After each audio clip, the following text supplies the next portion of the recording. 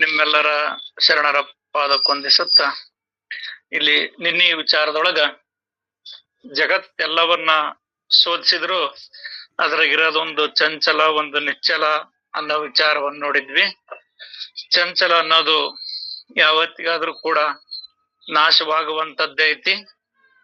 ನಿಚ್ಚಲ ಅನ್ನೋದು ನಾಶವಾಗುವುದಲ್ಲ, ಅದು ಯಾವಾಗ್ಲೂ ಇರ್ತಕ್ಕಂಥದ್ದು. ಮತ್ತ ಆ ನಿಚ್ಚಲವಾಗಿರ್ತಕ್ಕಂಥ ಆ ಪರವಸ್ತು ಪರಬ್ರಹ್ಮ ಅನ್ನೋದು ಶ್ರೀಮಂತ ಬಡವ ಬ್ರಹ್ಮ ಅಧಿಕಾರ ಎಲ್ಲರಲ್ಲಿಯೂ ಕೂಡ ಅವನು ಒಬ್ಬನೇ ವಿವರಿಸುತ್ತಿದ್ದು ಇಂದ್ರಿಯಗಳ ಮುಖಾಂತರವಾಗಿ ಎಲ್ಲಾ ಕಾರ್ಯವನ್ನು ನಿರ್ವಹಿಸ್ತಾನ. ಇದನ್ನ ನೀವು ನಿಮ್ಮ ವಿವೇಕದಿಂದ ನೋಡ್ರಿ, ಪ್ರತೀತಿಯನ್ನು ನೋಡ್ರಿ, ತಿಳಿರಿ. ಅವನು ಬಡವನೊಳಗೊಂದು, ಶ್ರೀಮಂತರನೊಳಗೊಂದು, ಬ್ರಹ್ಮನೊಳಗೊಂದು, ಸಣ್ಣ ಇರುವಿ ಸಣ್ಣ ಜೀವರಾಶಿಗಳೊಳಗೊಂದು ಆ ತರ ಇಲ್ಲ. ಎಲ್ಲರೊಳಗು ಬ್ರಹ್ಮ ಅಧಿಕರಿಂದಿಡಿದು ಬ್ರಹ್ಮ ಅಧಿಕಾರ ಎಲ್ಲರಲ್ಲಿಯೂ ಕೂಡ ಆತ ಒಂದೇಯಾಗಿದ್ದಾನೆ ಅನ್ನೋ ವಿಚಾರವನ್ನ ನಿನ್ನೆ ವಿಷಯದೊಳಗ ನೋಡಿದೀವರಪ್ಪ.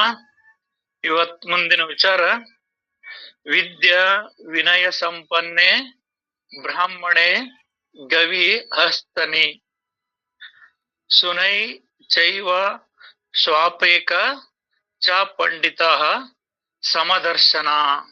ಅಂದ್ರೆ ಇದು ಭಗವದ್ಗೀತೆಯೊಳಗಿನ ಶ್ಲೋಕ. ಇದರ ಅರ್ಥ ಏನ್ ಹೇಳ್ತದಂದ್ರ, ವಿದ್ಯೆ ಹಾಗೂ ವಿನಯಯುಕ್ತನಾದ ಬ್ರಾಹ್ಮಣ ಆಕಳು, ಆನೆ, ನಾಯಿ, ವಲಯ, ಪಂಡಿತರು, ವಲಯ ಇವರೆಲ್ಲರನ್ನು ಪಂಡಿತರು ಸಮದೃಷ್ಟಿಯಿಂದ ನೋಡುವರು. ಪಂಡಿತರು ಅಂದ್ರೆ ಇಲ್ಲಿ ಜ್ಞಾನಿಗಳು ಅಂತ ತಗೋಬೇಕಾಗ್ತದ. ಯಾರು ವಿದ್ಯೆ ವಿನಯ ಸಂಪನ್ನನಾಗಿರ್ತಕ್ಕಂಥವನೇ ಬ್ರಾಹ್ಮಣ. ಮತ್ತೆ ಅವನ ದೃಷ್ಟಿ ಹೆಂಗಿರ್ತದಂದ್ರ, ಅವನು ಆ ವಿದ್ಯೆ ವಿನಯಯುಕ್ತನಾದ ಬ್ರಾಹ್ಮಣನಲ್ಲಿ ಅವನ ಆಕಳಂದ್ರು ದೊಡ್ಡದು ಅಂತ ನೋಡ್ತೇವೆ ನಾವು. ಪ್ರಪಂಚಿಕರ ದೃಷ್ಟಿಯಿಂದ ಗೋಮಾತೆ, ಸಕಲ ಪ್ರಾಣಿಗಳಲ್ಲಿ ಮಾನವನು ಬಿಟ್ರೆ ಗೋಮಾತಿನ ದೊಡ್ಡದು ಅನ್ನೋದ್ ನೋಡ್ತೇವೆ ಪ್ರಪಂಚದ ದೃಷ್ಟಿಯಿಂದ. ಆದ್ರ ಪಾರಮಾರ್ಥ ದೃಷ್ಟಿ ಒಳಗ ನೋಡುವಂತ ಬ್ರಹ್ಮಜ್ಞಾನಿ ಯಾವ ರೀತಿ ನೋಡ್ತಾನಪ್ಪ ಅಂದ್ರ, ಆಕಳಂದ್ರು ಒಂದೇ, ಆನೆ ಅಂದ್ರು ಒಂದೇ, ನಾಯಿ ಅಂದ್ರು ಒಂದೇ, ವಲಯ ಅಂದ್ರು ಒಂದೇ, ಇವರೆಲ್ಲರನ್ನ ಸಮದೃಷ್ಟಿಯಿಂದ ನೋಡುವನೇ ಜ್ಞಾನಿ, ಇವನೇ ಬ್ರಾಹ್ಮಣ. ಯಾರು ಎಲ್ಲವನ್ನ ಸಮತ್ವ ದೃಷ್ಟಿಯಿಂದ ಸಮಭಾವದಿಂದ ನೋಡ್ತಾನಲ್ಲ ಆತನನ್ನ ಜ್ಞಾನಿ ಅನ್ನಕ್ಕಾಗ್ತದೆ ಅಂತ. ಮತ್ತೆ ಆತಂಗ ಸಮಭಾವದಿಂದ ನೋಡ್ತಾನ್ರಿ ಅಂತ ನಮ್ಮೊಳಗ ಒಂದು ವಿಚಾರ ಉದಯವಾದ್ರ, ಆತ ಎಲ್ಲರೊಳಗಿರ್ತಕ್ಕಂಥ ಚೈತನ್ಯ ಒಂದೇ ಐತಿ ಅನ್ನೋ ಭಾವದಿಂದ ಆತ ನೋಡ್ತಾನೆ. ಅದರಿಂದ ಆತಗೆ ಸಮಾನವಾದ ದೃಷ್ಟಿ ಕಾಣ್ತತ. ನಮ್ಮೊಳಗ ನೋಡದೊಳಗ ಸಮತ್ವ ಬಂತಂದ್ರ ಅದೇ ನಮ್ಮ ಜ್ಞಾನಕ್ಕೆ ಸಾಕ್ಷಿ. ಅದೇ ನಮ್ಮ ಜ್ಞಾನಕ್ಕ ಇದಕ್ ಸಾಕ್ಷಿ ಆಗ್ತದೆ ಅನ್ನೋ ವಿಚಾರ.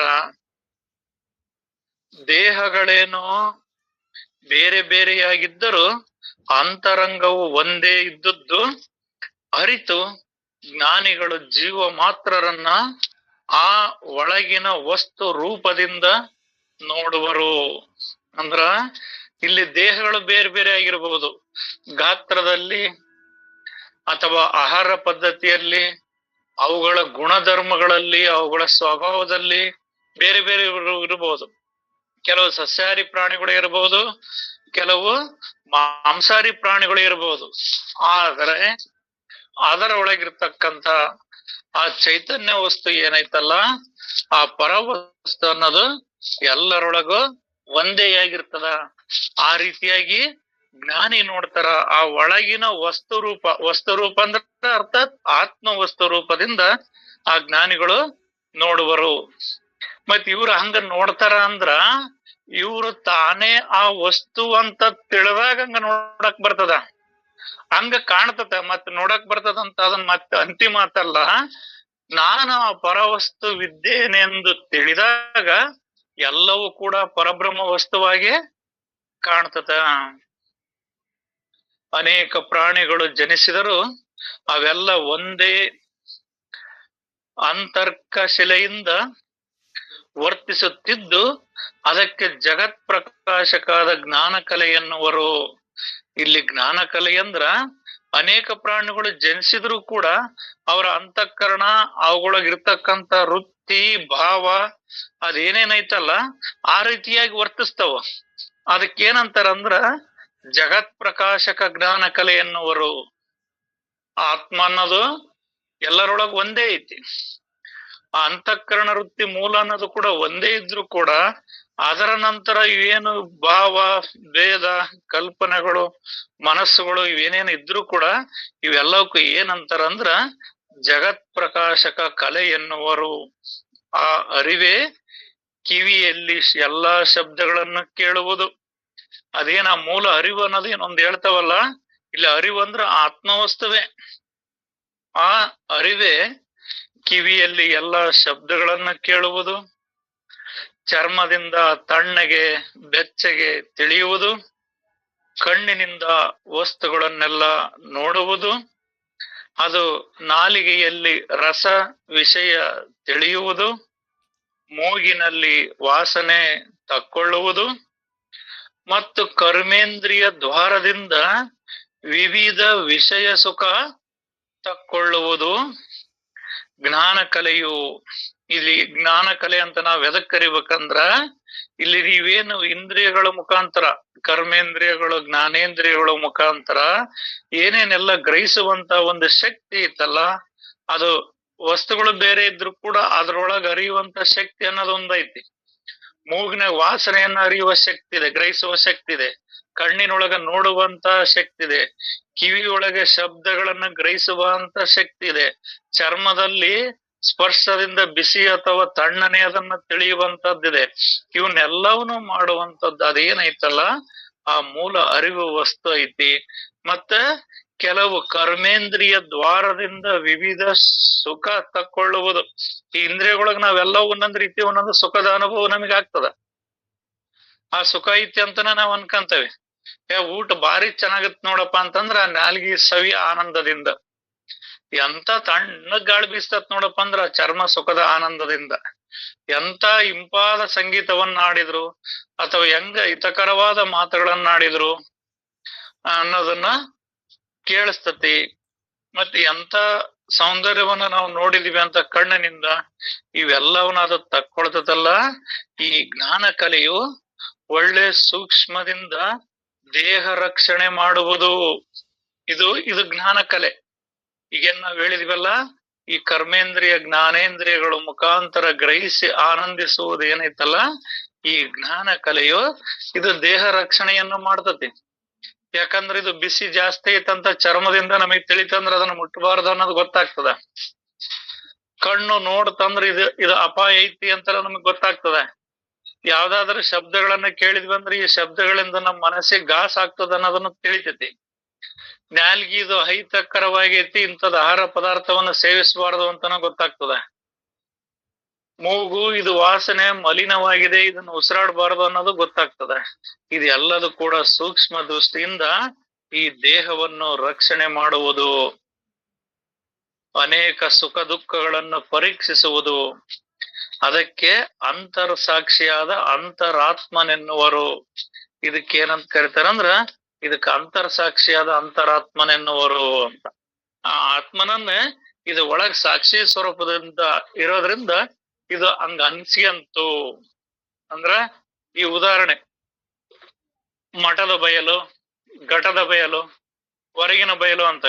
ಮಠದೊಳಗಿರೋದ್ರಿಂದ ಮಠದ ಬಯಲು ಅನ್ಸಿಯಂತು, ಈ ಘಟ ಅನ್ನ ಶರೀರದೊಳಗಿರೋದ್ರಿಂದ ಘಟ ಬಯಲು ಅನ್ಸಿಯಂತು, ಹೊರಗ ಆಕಾಶದೊಳಗಿರ್ತಕ್ಕಂಥದ್ದು ಮಹಾಬಯಲು ಹೆಂಗ ಅನ್ಸಿಯಂತದವ ಹಂಗ ಈ ಆತ್ಮನ ಅಂತರಂಗದೊಳಗಿದ್ದು ಇವನ್ನೆಲ್ಲವನ್ನು ಅರಿಯುವುದ್ರಿಂದ ಇದಕ್ಕ ಅಂತರಾತ್ಮ ಅಥವಾ ಅಂತರ್ ಸಾಕ್ಷಿಯಾದ ಅಂತರಾತ್ಮನೇ ಎನ್ನುವರು.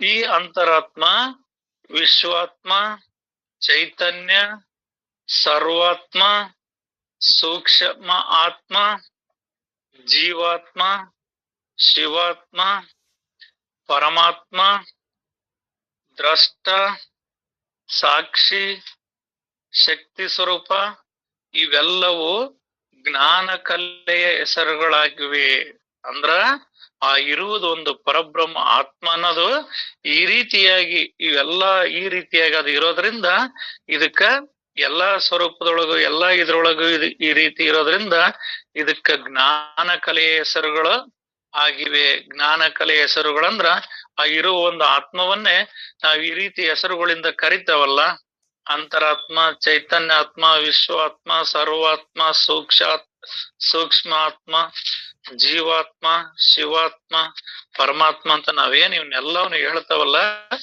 ಇದೇ ಜ್ಞಾನ ಕಲೆಯು, ಇದೇ ಜ್ಞಾನ ಕಲೆಯ ಹೆಸರಾಗಿದೆ. ಎಲ್ಲದಕ್ಕೂ ಸಾಕ್ಷಿಯಾಗಿರ್ತಕ್ಕಂಥ ಶಕ್ತಿ ರೂಪ ಇವೆಲ್ಲವೂ ಜ್ಞಾನ ಕಲೆಯ ಹೆಸರುಗಳೇ ಆಗಿವೆ. ಇನ್ನ ನುಡಿ 31, 37 ಯಾವಾಗಲೂ ವಿಕಾರ ಮಾಡುವುದರಲ್ಲಿ ಅಗ್ರಗಣ್ಯವಾದ ಈ ವಿಕಾರಿ ಜ್ಞಾನ ಕಲೆಗೆ ಬ್ರಹ್ಮ ವಸ್ತುವೆಂದೇ ಅನ್ನುವರು. ಇದು ಅಂದ್ರ ಈ ರೀತಿ ಬೇರೆ ಬೇರೆಯಾಗಿ ಐತಲ್ಲ ಈ ಜ್ಞಾನ ಕಲೆಯ ರೂಪದಿಂದ ಜೀವಾತ್ಮ, ಪರಮಾತ್ಮ, ಶಿವಾತ್ಮ ಅಂತ ಏನ್ ಬೇರೆ ಬೇರೆ ಅಂತವಲ್ಲ, ಇದಕ್ಕ ಈ ಜ್ಞಾನ ಕಲೆಗೆ ವಿಕಾರಿ ಅಂದ್ರ ಇದು ವಿಕಾರವನ್ನು ಹೊಂದತಿದ. ಆ ಮೂಲ ವಸ್ತು ವಿಕಾರ ಹೊಂದುವುದಿಲ್ಲ. ಆದ್ರೆ ಇದು ಬಳಕೆ ಒಳಗ ಕಣ್ಣಾಗಿ, ಕಿವಿಯಾಗಿ, ಮೂಗಾಗಿ, ಜೀವಾತ್ಮಾಗಿ, ಶಿವಾತ್ಮಾಗಿ, ಪರಮಾತ್ಮಾಗಿ ಇರೋದ್ರಿಂದ ಇದಕ್ ವಿಕಾರ ಜ್ಞಾನ ಕಲೆಗೆ ಪರಬ್ರಹ್ಮ ವಸ್ತುವೆಂದು ಅನ್ನುವರು. ಅತಿ ಕನಿಷ್ಠರಾದ ತಿರುಕರೇ ಸರಿ, ವಿಕಾರಿ ನಿರ್ವಿಕಾರಿ ಎಲ್ಲವನ್ನು ಒಂದೇ ತಿಳಿದು ಏಕಾಂಕಾರ ಮಾಡುವುದು ಚಂಚಲದಲ್ಲಿಯ ಕೊಟ್ಟಿಯ ಸ್ಥಿತಿ ಇರುತ್ತದೆ. ಈ ಚಂಚಲದ ಸುಳ್ಳಿದ ಸ್ಥಿತಿ ಏನೈತಂದ್ರ ಇದು ಹೆಂಗ್ ಮಾಡ್ತದಂದ್ರ ಅದು ಏಕಾಕಾರವಾಗಿರ್ತಕ್ಕಂಥದ್ದು, ನಿರ್ವಿಕಾರವಾಗಿರ್ತಕ್ಕಂಥದ್ದು, ನಿರಾಕಾರ ಸ್ವರೂಪವಾಗಿರ್ತಕ್ಕಂಥದ್ದನ್ನ ಈ ರೀತಿ ಇದು ಬಳಕೆಯಾಗಿ ಚಂಚಲದಲ್ಲಿ ಅಂದ್ರ ಈ ಕಣ್ಣಾಗಿ, ಕಿವಿಯಾಗಿ, ಶಿವಾತ್ಮಾಗಿ, ಜೀವಾತ್ಮ ಅಂತ ಹೇಳಿದಿವಲ್ಲ, ಈ ರೀತಿ ಆಗಿರೋದು ಇದೆಲ್ಲ ಕೊಟ್ಟಿಗೆ ಇರ್ತದ. ಇದು ಈ ರೀತಿಯಾಗಿ ನಾವು ಕಾಣ್ತದ ಮಾಯಾ ಸ್ವರೂಪದಿಂದ ಈ ರೀತಿಯಾಗಿ ಚಂಚಲದೊಳಗೆ ಇಷ್ಟಕ್ಕಂದೆಲ್ಲ ಆಗಿ ತೋರಿದ್ರು ಕೂಡ ಇದು ತೋರ್ತಲ್ಲ, ಇದನ್ನ ಸುಳ್ಳೆ ಅಂತ ತಿಳಿಬೇಕಾಗಿರೋದು ಯಾವುದು? ನಿಜವಾಗಿಯೂ ಇರತಕ್ಕಂಥದ್ದು ಒಂದೇ ವಸ್ತು, ಅದೇ ಆತ್ಮ, ಅದೇ ಪರಬ್ರಹ್ಮ ವಸ್ತು ಅಂತ ತಿಳಿರಿ.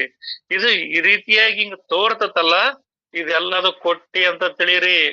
ಯಾರದ ಜೀವಾತ್ಮ ಬೇರೆ, ಶಿವಾತ್ಮ ಬೇರೆ, ಪರಮಾತ್ಮ ಬೇರೆ ಅಂತ ಭಿನ್ನ ಮಾಡ್ತಾರಂದ್ರ ಇದು ಸುಳ್ಳೈತಂತ ತಿಳಿಯಿರಿ.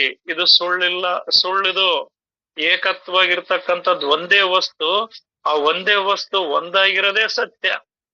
ಅನಂತವಾಗಿ ತೋರ್ತತಂದ್ರ ಅದನ್ನ ಮಿಥ್ಯವೆಂದು ನಿಶ್ಚಯಿಸಿ, ನಿಜವಾಗಿಯೂ ಚಂಚಲವಾದ ಈ ಮಾಯೆ ಕೊಟ್ಟಿಯು ಮತ್ತು ನಿಚ್ಚಲ ಪರಬ್ರಹ್ಮ ಒಂದು ಸತ್ಯವೆಂಬುದನ್ನ ಸ್ಪಷ್ಟವಾಗಿ ತಿಳಿಯುವುದಕ್ಕಾಗಿಯೇ ಸಾರ ವಿಚಾರವಿದೆಯಲ್ಲವೇ. ಅಂದ್ರ ಇವು ಇಲ್ಲಿ ಇವೆಲ್ಲ ಈ ರೀತಿಯಾಗಿ ತೋರಿಸ್ತವ, ಈ ರೀತಿಯಾಗಿ ಕಾಣ್ತತ. ನಿಮಗೇನ್ ಅನಿಸ್ತತಿ? ಈ ಹೊರಗಿನ ದೃಷ್ಟಿಯಿಂದ ನೋಡಿದ್ರ ಇದು ಜೀವ ಆಗಿರ್ತಕ್ಕಂಥ ನಾನ್ ಜೀವಾತ್ಮನ ಅದನಿ, ಶಿವಾತ್ಮನೊಬ್ಬನ್ ಬೇರೆನದನ, ಜೀವಾತ್ಮಂಗ್ ಶಿವಾತ್ಮಗಕ್ ಬರ್ತತಿ? ಅದೆಂದೆಂದಿಗೂ ಸಾಧ್ಯವೇ ಇಲ್ಲ ಅನ್ನೋ ಭಾವ ತೋರ್ತತಿ. ನೀನ್ ಅವನ್ ಪರಮಾತ್ಮನ ಬೇರೆನೆ ಅದನ, ಅವನ್ ನೀನಾಗಕ್ ಬರೋದೇ ಇಲ್ಲ. ನೀನ್ ಇರೋದ್ ಹಿಂಗದಿ. ಅವನ್ ಪರಮಾತ್ಮ ಅಂದ್ರ ಬೇರೆ, ಶಿವಾತ್ಮ ಅಂದ್ರ ಬೇರೆ, ಜೀವಾತ್ಮ ಅಂದ್ರ ಬೇರೆ, ಚೈತನ್ಯ ಅಂದ್ರ ಬೇರೆ ಅಂತ ಹಿಂಗೆಲ್ಲ ಭಿನ್ನವಾಗಿ ತೋರ್ತದೆಲ್ಲದು. ಈ ಭಿನ್ನವಾಗಿ ತೋರುವಂತದ್ದನ್ನ ನೀವು ಏಕತ್ವ ಒಂದೇ ಐತಿ ಅಂತ ತಿಳಿಯೋದು ಕಠಿಣ ಆಗ್ತದ. ಆದ್ರಿಂದ ಇದನ್ನ ನಿಜವಾಗಿಯೂ ಸತ್ಯ ಯಾವುದು ಅಸತ್ಯ ಯಾವುದು ಅಂತ ತಿಳಿರಿ. ಗೊಂದಲ ಮಾಡ್ಕೊಳಕ್ ಹೋಗ್ಬೇಡ್ರಿ. ಇಲ್ಲಿ ಈ ಜೀವಾತ್ಮನೇ ಪರಮಾತ್ಮನ ಭಾವದೊಳಗ ನೀವು ಕುಂತಿರ್ತೀರಿ. ಇದು ಜೀವಾತ್ಮನದು ಯಾವಾಗ್ಲೂ ನಾಶವಾಗುವಂತದ್ದಿರ್ತದೆ.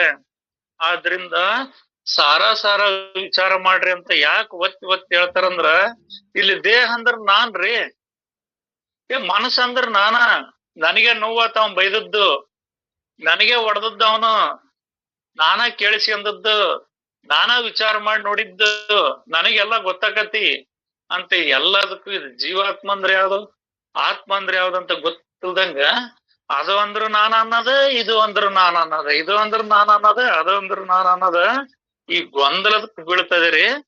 ಆದ್ರಿಂದ ಇದನ್ನ ಸಾರ ವಿಚಾರ ಮಾಡ್ರಿ. ನಿಶ್ಚಲ ಪರಬ್ರಹ್ಮ ಒಂದೇ ಸತ್ಯವೆಂಬುದನ್ನು ಸ್ಪಷ್ಟವಾಗಿ ತಿಳಿಯುವುದಕ್ಕಾಗಿಯೇ ನಾವ್ ಇವನ್ ಹೇಳ್ತದವಿ. ಯಾಕಂದ್ರ ಇವೆಲ್ಲವೂ ರೂಪ ನಾಮಗಳಿಂದ ತೋರ್ತವು, ಆಕಾರಗಳಿಂದ ತೋರ್ತವು, ಭಿನ್ನವಾಗಿ ಅದಾವಂದ್ರಿ. ಇವೆಲ್ಲವೂ ಮಾಯಾ ಸ್ವರೂಪ ಅಂತಾನೆ ತಿಳಿರಿ, ಚಂಚಲತ್ವ ಅಂತಾನೆ ತಿಳಿರಿ. ಹಿಂಗ ತಿಳಿದಾಗ ಮಾತ್ರ ನಿಮಗೆ ಅದು ಪರಿಪೂರ್ಣ ಜ್ಞಾನ ಅನ್ನೋದಾಗ್ತದ. ವಿನ ನೀವ್ ಹಿಂಗೆಲ್ಲ ಏಕಭಾಗ ಮಾಡ್ಕೊಂಡ್ವಿ ಅಂದ್ರೆ ಅದು ಅಜ್ಞಾನ ಅನ್ನೋದಾಗ್ತದೆ. ಒಳ್ಳೇದು. ಜೀವರಲ್ಲಿಯೂ ಶರೀರ ಬಿಟ್ಟು ಹೋಗುವ ಜೀವನು ಪ್ರಾಣರೂಪನು, ಜೀವರಲ್ಲಿಯೂ ಶರೀರ ಬಿಟ್ಟು ಹೋಗುವ ಜೀವನು ಪ್ರಾಣರೂಪನು, ತಿಳಿಯಲಾರದ ಜೀವನು ಅಜ್ಞಾನಿಯು. ಆ ಅಜ್ಞಾನಿಯು ಜನ್ಮ ತಕ್ಕೊಳ್ಳುವನು.